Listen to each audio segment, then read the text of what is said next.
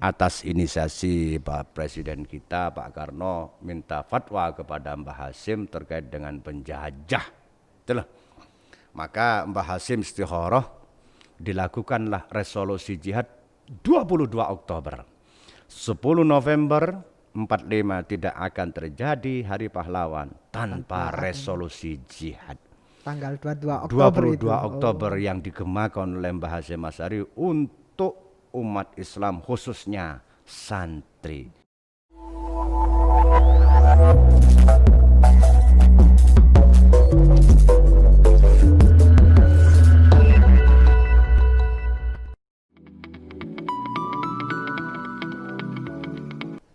Ya, assalamualaikum warahmatullahi wabarakatuh. Kembali lagi dengan saya di Al-Ma'rifah Podcast. Nah, kali ini kita bersama dengan mudir kita tercinta Kiai Haji Ahmad Muzaki, yang alhamdulillah di sela-sela kesibukan beliau bisa menyempatkan datang ke podcast kali ini.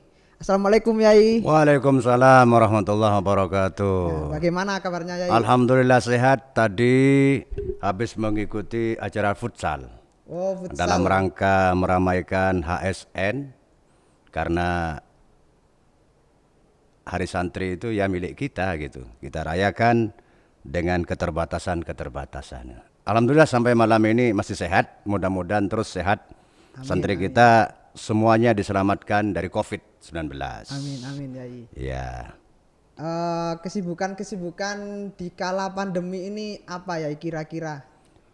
Mulai dari bulan Maret, April, Mei itu masih mencari format terkait dengan pandemi awal-awal itu kita memang kesulitan itu.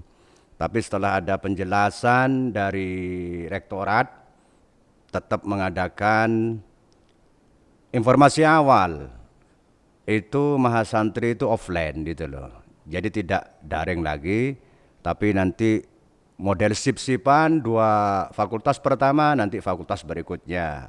Karena alumni UIN ini sah dianggap alumni UIN kalau pernah tinggal di Ma'had MSA tercinta ini. Jadi itu mulai Juni, Juli, Agustus kita mempersiapkan karena sudah tidak ada keputusan untuk tatap muka seperti biasanya. Kita mencari format. Mungkin di UIN ini satu-satunya ya kita ini punya buku pedoman daring, termasuk materi-materi yang harus saya sampaikan pada teman-teman tim taklim harus menyenangkan. Maka saya kira model-model video atau YouTube melalui media-media yang dikemas oleh tim taklim itu, saya memang pesan tolong dibuat materi yang sangat menarik dan menyenangkan itu. Alhamdulillah sukses. Alhamdulillah sukses ya. Berarti walaupun di pandemi seperti ini Mahasantri itu tetap aktif belajar agama, belajar tentang taklim-taklim yang ada di Ma'had seperti secara offline ya. Iya, saya pesan kepada semua musyrib melalui murabbi, tolong walaupun situasi seperti ini, pendampingan minimal seminggu 2 kali kepada adik-adik di rumah. Bagaimana mereka itu dibuat enjoy, senang, dan terutama cinta pada Ma'had. Maka barangkali ya fakultas-fakultas tidak pernah melakukan pendampingan seperti di Ma'had ini.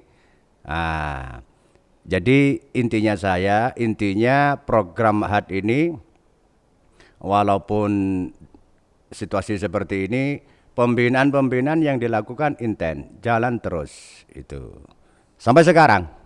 Alhamdulillah Yeah. sudah hampir 2 bulan 3 bulan Ma'had kita berjalan Yai. Iya. Dan alhamdulillah sepertinya dari Mahasantri sangat antusias baik menerima pendampingan dan juga taklim sepertinya Yai. Iya, memang saya prinsip begini. Kalau situasi pandemi ini mereka tidak menyukai dan menyenangi program Ma'had, berarti bukan musyrib dan murabbi yang gagal, tapi saya sendiri yang gagal lah. Ini saya kira pemimpin yang satu leader manajer yang jujur gitu. Saya siap memundurkan diri sebenarnya kalau ini tidak berhasil itu loh. Alhamdulillah dari beberapa informasi teman-teman musyrif musyrifah murabbi murabbiyah, setiap taklim harus memberikan informasi kepada saya bagaimana tanggapan mahasantri. Selalu saya rekam setiap minggu sekali untuk kita cari solusi agar itu tidak terjadi dan terulang kembali. Gitu loh Mas. Iya, iya. Keren sekali berarti. Harus keren. Gitu. Karena ma'had kita ini satu-satunya percontohan se-PTKIN Indonesia Mas. Ma'had kita ini satu-satunya percontohan taklim ma'had yang sistematis, yang bisa memasukkan semua mahasiswa baru cuma di UIN Maliki Malang ini. Maka ma'had ini menjadi ikon ya, sekaligus distingsi dari perguruan tinggi Islam lainnya. Nggak ada berarti perguruan tinggi lain yang seperti mesti enggak ada. Siapa dulu mudirnya ya? Maka adik-adik ini belajar di UIN, di ma'had ini, Anda sebagai satu prestasi yang luar biasa. Mahasiswa bisa terpilih di UIN Malang ini dan bisa menyicipi taklim ma'hadi. Semoga adik-adik tetap sehat. Amin, amin, amin. Iya. Nah, kita sekarang ini kan sudah memasuki bulan Oktober ya, dan di bulan Oktober itu ada suatu hari yang sangat dibanggakan oleh seluruh santri di Indonesia. Yaitu kan tanggal 22 Oktober ini Hari Santri.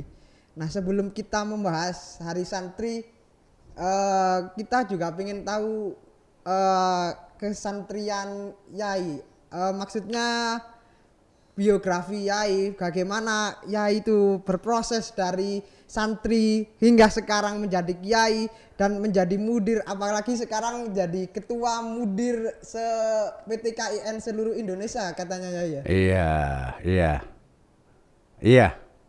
Mungkin bisa diceritakan dalam biologi itu ada materi namanya metamorfosis ya, itu ya.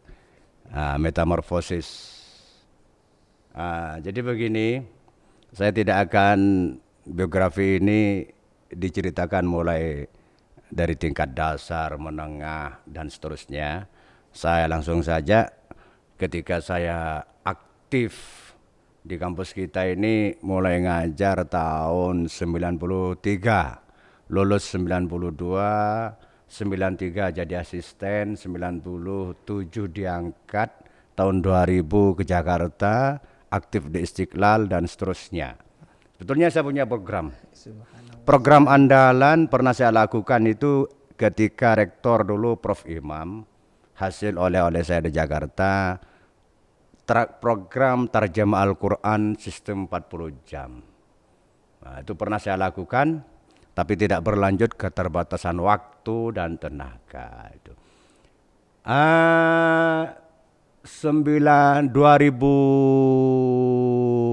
2004 pernah menjadi kajur PBA, 2007 pernah menjadi kajur BSA, sampai 2013 sampai 2017 menjadi wakil dekan AOPK, Dekan 2 Humaniora. Setelah itu maunya jadi dekan itu loh. Jadi kepleset karena Pak Rektor kita itu teman kita juga guru kita dulu. Saya komitmen kepada Pak Rektor. Pak Rektor, saya jadi mudir sajalah. Karena saya punya jihad yang luar biasa ketika Pak Rektor menjadi rektor, karena kakak kelas saya dulu dan favorit saya juga beliau itu. Maka saya komitmen bagaimana mengembangkan ma'had ke depan. Nah, 2017 saya dilantik Agustus menjadi mudir. Saya cari relasi teman-teman, siapa saja teman yang menjadi mudir melalui forum Adia. Ketemulah pertemuan pertama di Medan Maret 2018. Dibentuk namanya semacam asosiasi dan saya dipilih sebagai ketua umum mudir PTKIN se-Indonesia. Karena memang Malang dikenal dengan ma'hadnya itu. Tidak lama kemudian akhir 2018 saya mendatangkan seluruh mudir ke kampus kita ini. Itu perjalanan. Setelah saya masuk di ma'had, saya melakukan perombakan terutama dalam hal administrasi. apapun saja kegiatan yang dilakukan Ma'had harus terdokumentasi dengan baik. Saya sudah menulis buku pedoman akademik, panduan murabi murabiyah, terus SOP, 45 macam SOP, lembaga satu-satunya hanya Ma'had ini, 45 macam SOP, terus merevisi monitoring, dan insya Allah tahun ini juga buku tentang karakter building MSAA akan terbit. Hasil penelitian saya di kampus di Ma'had ini, insya Allah tahun ini akan terbit. Karakter building Mahasantri MSAA ini. Jadi itu perjalanan saya aktif sosial juga, Mas. Di sosial keagamaan saya pernah menjabat wakil sekretaris PCNO 2006 sampai 2011. Terus 2011 sampai 2016 wakil ketua Tanfidiyah. Sekarang juga wakil ketua Tanfidiyah Kota Malang dan sekaligus wakil sekretaris PWNO Jawa Timur. Beruntung adik-adik punya mudir saya ya. Iya. Kalau dari ceritanya kayaknya rasa cinta ke Ma'had itu sudah nggak diragukan lagi. Wah, sudah. Ibarat emas bukan hanya 24 gram, 24 karat ya. Sudah lebih dari 24 karat itu sudah emas itu. Jadi nggak perlu diragukan lagi. Dari sosialnya, kemudian keagamaannya juga sangat wah sampai nggak bisa berkata-kata saya. Saya juga kerepotan juga mau menjelaskan tentang diri saya tuh. Sulit memilih kata dan diksi yang pas itu loh. Subhanallah sekali. Sangat sempurna sekali mudir kita tercinta ini. Kembali lagi ya ke Hari Santri. Mungkin orang-orang di luar sana itu belum tahu makna santri yang sesungguhnya itu seperti apa ya. Kalau menurut Yai Muzaki sendiri, santri itu seperti apa, dan untuk menjadi santri yang sempurna itu harus dengan cara apa ya? Jadi begini. Untuk menjadi santri yang sempurna itu masing-masing pesantren memang punya visi misi tersendiri tergantung situasi, geografi dan kondisi masyarakat sekitarnya. Maka ketika mendivisikan santri itu antara satu dengan yang lain dalam soal redaksi mungkin tidak sama gitu loh. Tetapi pada intinya semua menginginkan yang namanya santri ideal itu adalah santri yang punya akidah yang kuat, ilmu yang akidah yang kuat seperti pohon gitu Mas. Pohon akarnya itu kuat sebagai akidah kuat. Batangnya itu seperti keilmuan yang harus dimiliki. Buah ranting itu seperti amal. Sedangkan bagaimana dia dinikmati oleh orang yang menginginkan pohon itu, maka pohon harus berakhlakul karimah. Yang saya inginkan santri MSAA ini Mas, ketika saya mengatakan MSAA berakidah, berilmu, beramal, berakhlakul karimah, maka akan menjadi santri sempurna. Sangat keren. Boleh saya minum kopi dulu ya? Boleh. Iya, sampai lupa minum kopi. Bismillahirrahmanirrahim. Ini kopinya sudah tidak diragukan lagi, produk El Ma'rifah sak gelas-gelasnya ini. Monggo.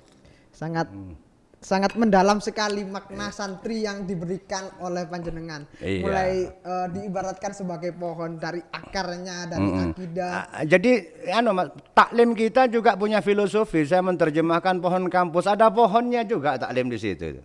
Di ruangan saya itu ada pohon taklim keilmuan ada.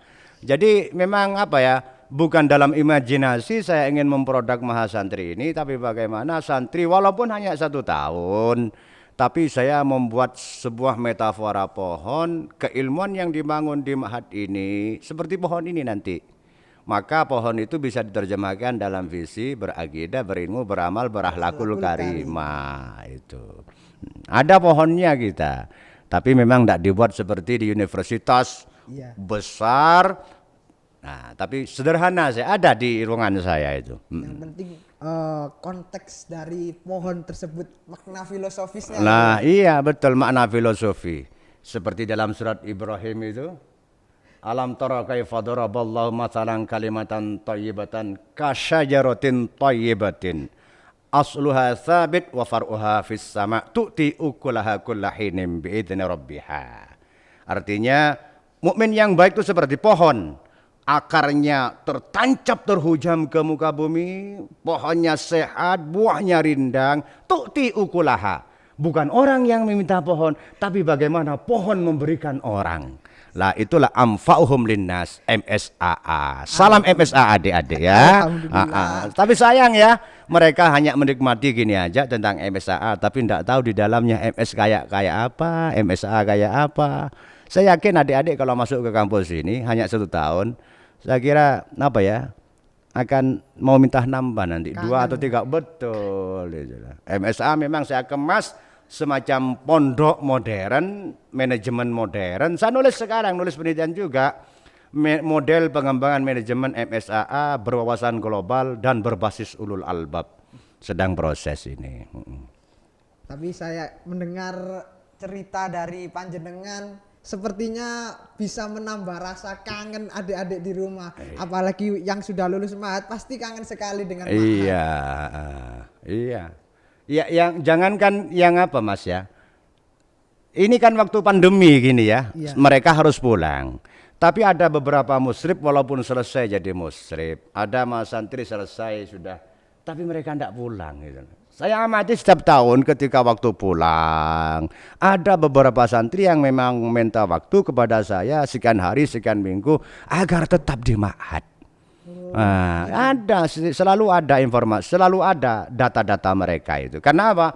Di Ma'had itu saya ingin begini Mas nanti Mas. Andai kata mahasiswa kita datang ini, satu musrib itu kan membawa 20 mahasantri. Saya ingin apa ya? Ada semacam nanti mereka ini membangun jaringan ini bukan hanya selama di sini, sampai di mana dan kapan mereka hidup nanti.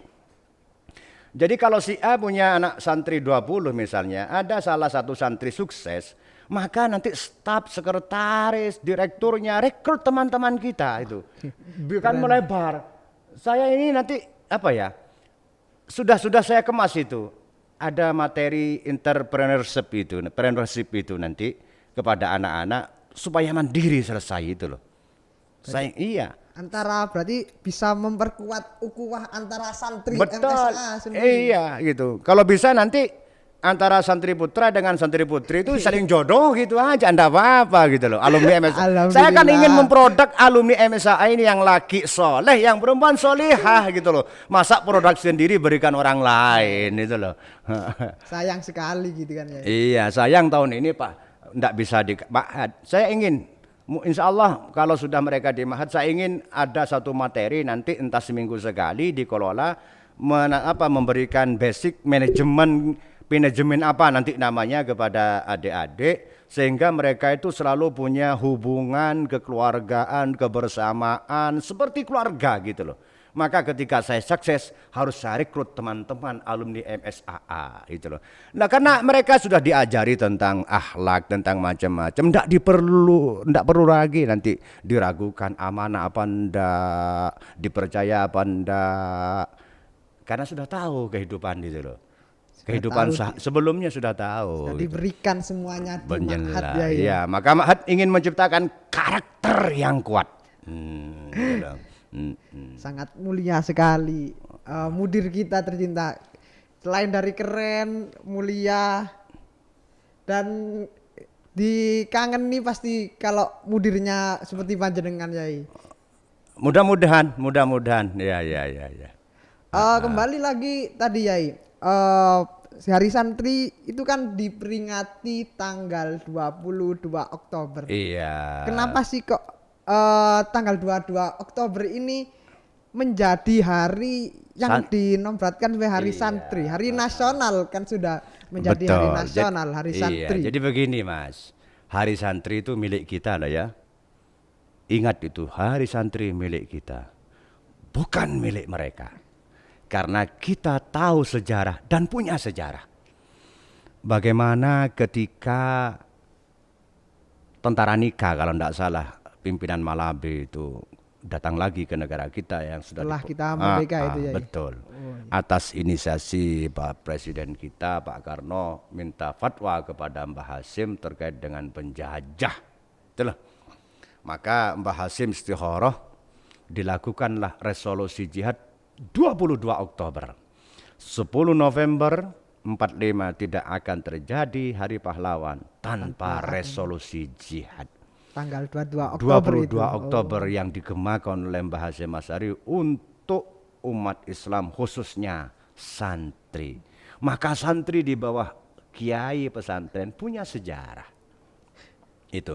Andai tidak ada resolusi jihad 10 November tidak meletus sebagai hari pahlawan.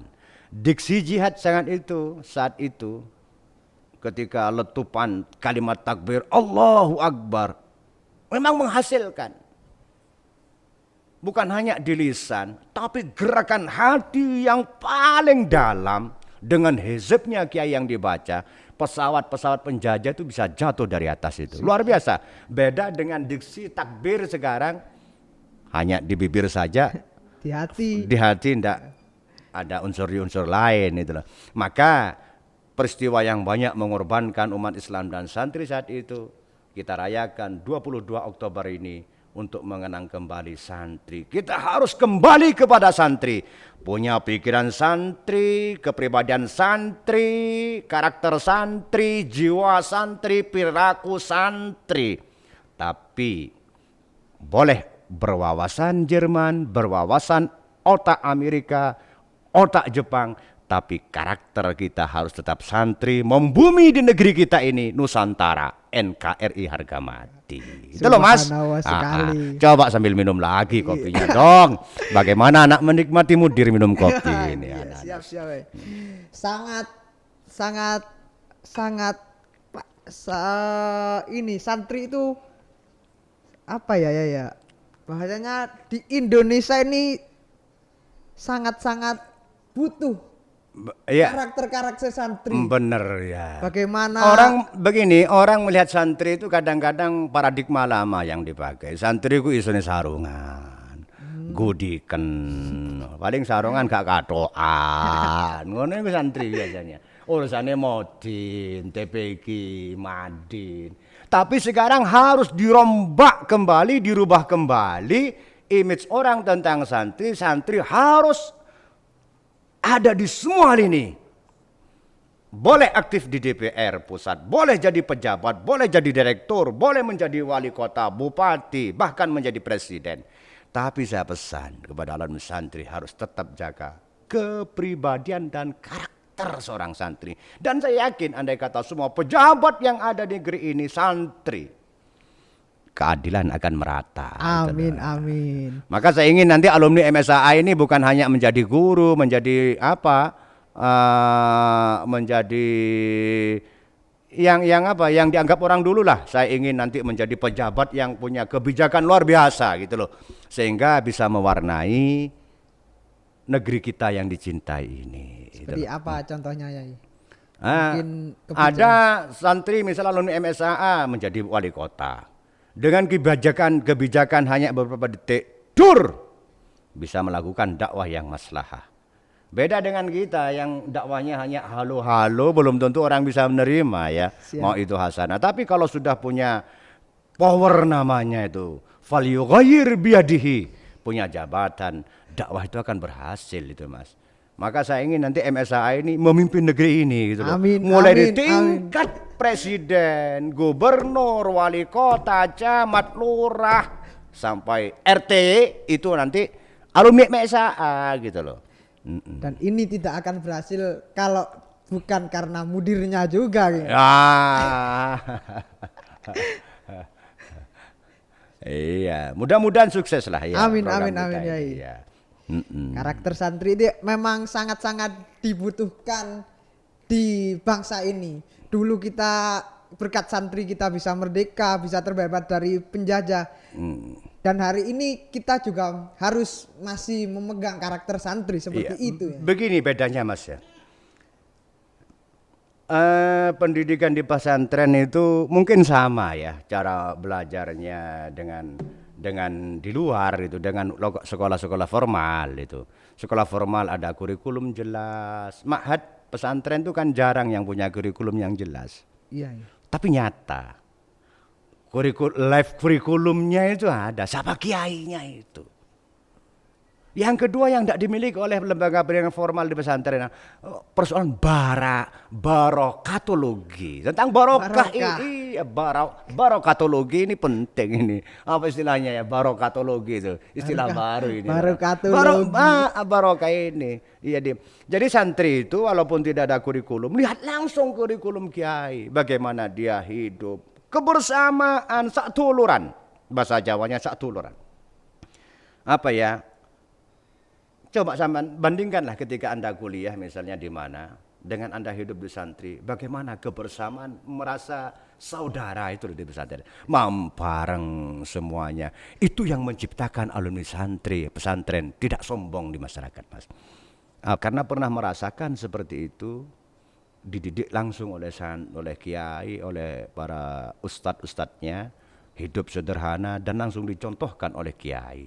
Dan itu akan menjadi semacam penanaman karakter kepada anak didik secara tidak langsung itu.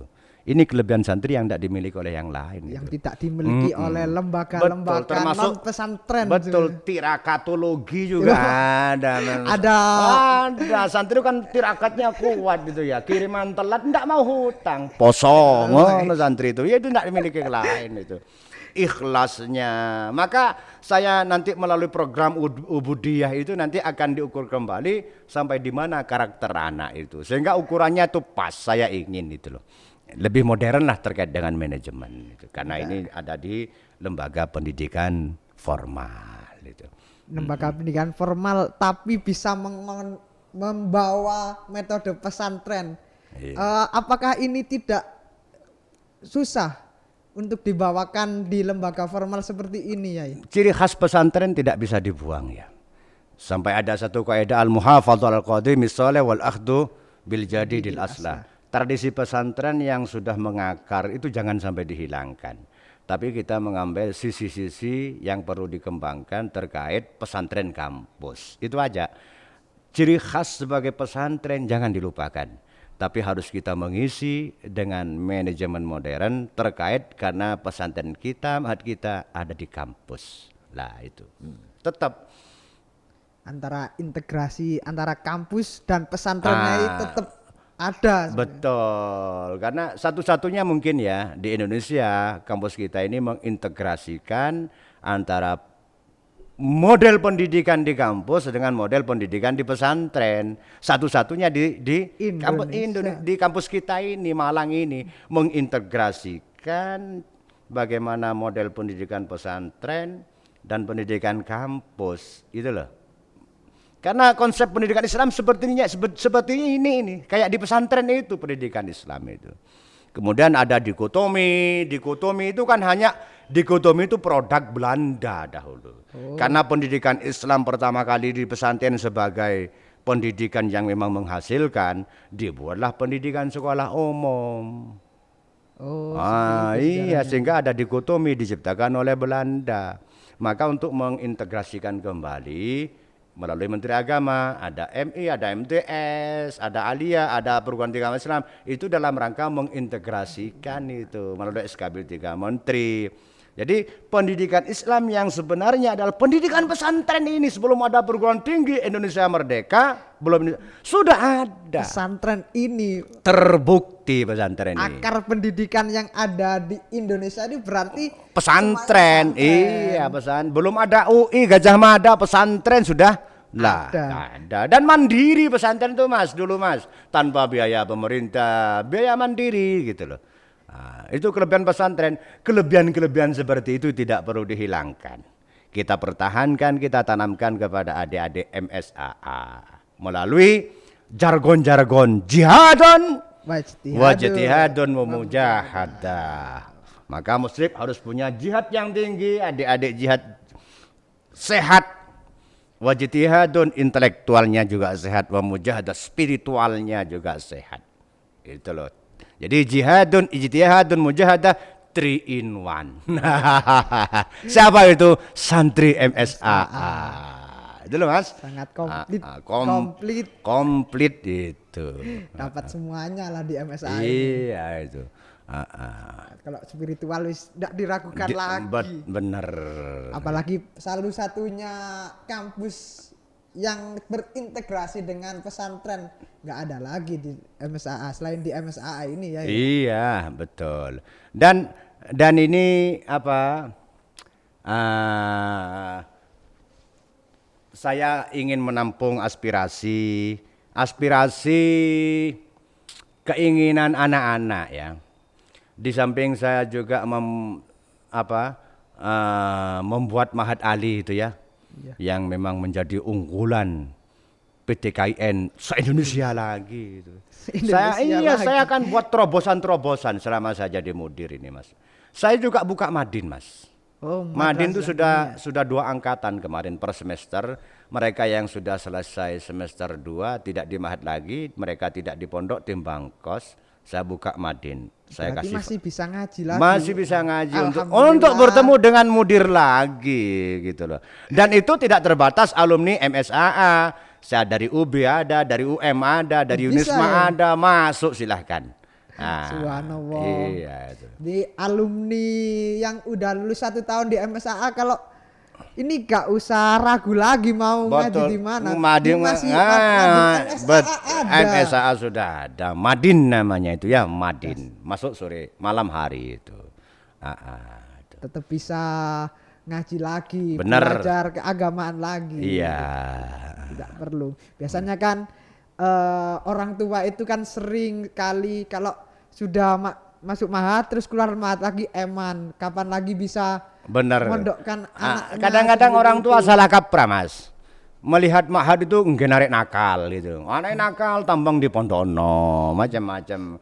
Sehingga ada image Mahat itu nggak narik nakal itu. Itu kan hanya apa ya? Omongan yang tidak berdasar sepertinya. Tidak punya kekuatan. Hanya apa? Semacam sudah menjadi peribahasa itu oleh nakal lah pondok. Sebetulnya enggak. Banyak orang yang memang benar-benar ingin mondok, ingin mengenyam pendidikan di pondok dan seterusnya. Jadi begini, ada satu ayat yang menarik Mas ya, diterapkan di pos. Saya lihat di Quran itu ada 4 surat itu, redaksinya hampir sama. Yang jelas redaksi itu berbunyi begini, di 4 ayat itu 4 surat 4 ayat. Kama arsalna fikum rasulam minkum yatslu alaikum ayatina wa yuzakkikum wa yuallimul kitab. Wa yuallimul kitab wal hikmah. Tarbiyah Islam itu pertama yuallimukum apa? Pertama yatslu tilawah wa yuzakkikum tazkiyah, baru ketiga yuallimukum taklim. Sebelum kita memberikan transformasi ilmu, harus melewati tazkiyah dan tilawah. Gitu loh. Pesantren mengapa sukses? Karena ini gitu loh. Karena ada 3 hal. 3 hal tarbiyah al-islamiyah. Pertama harus tilawah, kedua harus tazkiyah, ketiga baru taklim. Apa tilawah itu? Tilawah itu membaca. Kalau qiraah juga membaca, mengapa Quran pilih diksi tilawah? Jadi qiraah itu membaca bisa 1 kata, bisa 2 kata, 3 kata. Tapi kalau tilawah minimal membaca 2 kata. Subjek, predikat, ada informasi gitu loh.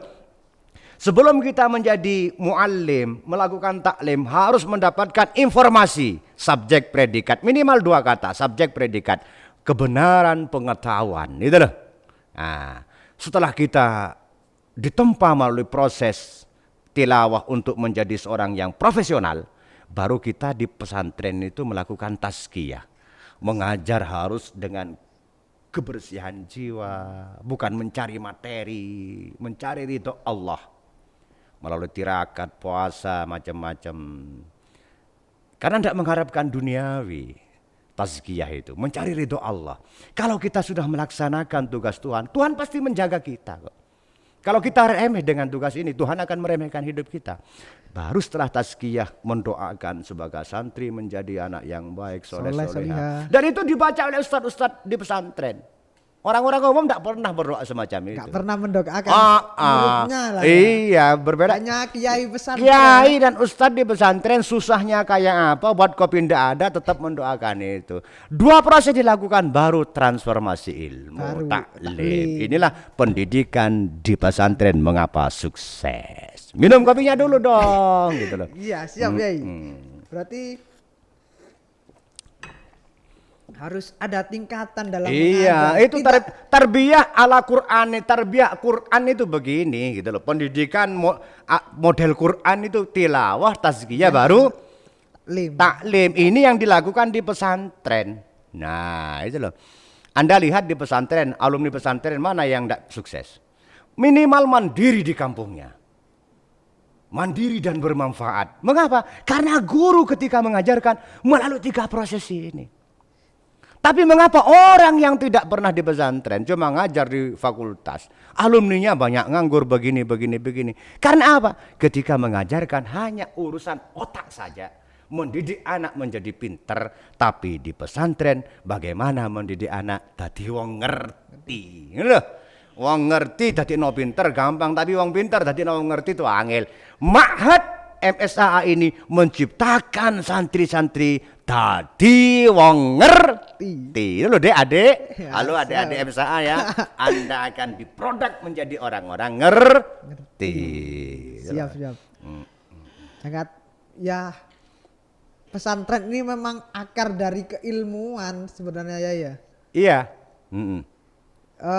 Ngomong-ngomong tentang pesantren, di pesantren itu kan pasti ada kiai, ada santri yai. Tapi kenapa kok ini kok yang dirayakan itu hari santri aja kok enggak?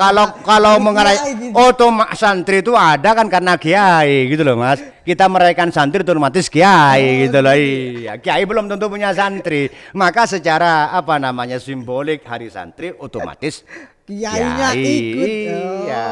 Kiai tawadhu. Enggak perlu saya sebutkan, cukup Anda. Itulah ciri khas kiai itu. Enggak perlu disebutkan, dibawa kemana-mana. Cukup santri. Santri itu ada santri kan ada kiai itu. Santri disebutkan otomatis kiai. Kalau kiai disebutkan, santri belum tentu. Tawadhunya seorang kiai seperti itu. Enggak perlu ditonjolkan kemana-mana. Itulah kiai. Luar biasa itu. Tawadhunya enggak perlu disebutkan lah. Jadi kalau ada orang bertanya mengapa hari santri, otomatis itu hari kiai. Santri itu enggak ada kalau enggak ada kiai. Iya. Kiai juga belum tentu punya santri. Otomatis dijawab orang kalau punya kiai pasti punya santri itu. Maka kiai itu adalah gelar sosial masyarakat itu. Kalau Anda ingin menjadi dokter, sekolah S1, S2, S3 sudah dokter. Tapi Anda belum tentu walaupun mondok bertahun-tahun akan menjadi kiai. Kalau tidak mendapatkan tadi itu barokatologi dan tirakatologi itu loh Mas ya. Ini boleh dimakan ya martabak ini boleh. Ya. Coba kalau ada lomboknya ya. Waduh. Biarkan aja dulu. Oke. Berarti ini emang sangat tawadhu ya. Iya. Dan alhamdulillah sekali hari santri ini sudah resmi jadi hari nasional di Indonesia ya. Iya. Mungkin kalau kita jadi santri nih dan sekarang itu kan masa pandemi. Apa yang bisa kita berikan dari santri ini untuk negeri ini ya di masa pandemi ini? Kita sebagai seorang santri. Bagaimanapun santri itu ya, tetap atiullah wa atiur rasul wa ulil amri minkum kan gitu sah. Kalau pemerintah mengatakan era pandemi ini supaya wabah cepat pulih, masyarakat cepat sehat kembali, 3M. Masker, terus pakai masker, terus menjaga jarak, membasuh hand sanitizer, basuh minimal berapa menit. Itu aja diikuti. Sudah memberikan kontribusi pada pemerintah. Coba bayangkan bagaimana pemerintah ketika ngatakan, oh enggak mumet Mas. Rakyatnya beling-beling ini kongkon masker aja enggak maskeran, kongkon jaga jarak enggak pernah. Santi sebagai memaknai ulil amrih di situ, karena ini baik untuk kemaslahatan bangsa, ikuti aja. Itu sumbangan terbesar bagi negara. Sehingga kalau tanpa begini bisa 1 tahun, tapi kalau melakukan begini bisa 4 bulan, maka bisa menghemat anggaran 8 bulan. Itu sumbangan santri itu. Jadi kita harus paham, santri itu juga harus berperan walaupun masa seperti ini ya. Iya, harus karakter santri itu harus tetap ada. Harus ada. Dimanapun situasi apapun, karakter santri harus dipegang teguh menjadi kepribadian itu. Terakhir, pertanyaan terakhir iya. Pesan mungkin di Hari Santri Nasional ini, pesan untuk santri-santri secara umum, untuk santri di seluruh dunia dan secara khusus untuk santri MSAA apa ini? Oke, terima kasih sebagai closing statement pernyataan saya pada acara podcast ini ya, MSAA UPKM Al-Ma'rifah. Insya Allah tahun depan nanti saya akan membuat UPKM satu lagi, Mas. Broadcasting, Mas. Oh iya. Bukan di bawah Al-Ma'rifah, biar lebih terfokus. Ada Ma'had tuh memproduk film-film pendek gitu loh. Kita berdakwah kan harus begitu. Wajadilhum billati hiya ahsan gitu loh. Allati itu belum jelas melalui media apa, yang penting ahsan sesuai dengan situasi. Saya sampaikan kepada adik-adik Mas santri sebagai closing pertemuan pada malam ini, terkait dengan Hari Santri, kita tidak usah malu-malu untuk menyatakan diri sebagai santri. Buka dada kita ini, lihat darah kita ini, bagaimana darah santri mengalir. Jangan malu-malu, kembalikan pikiran kita pada santri, jiwa kita santri, karakter kita santri, akhlak kita santri. Tidak usah malu-malu.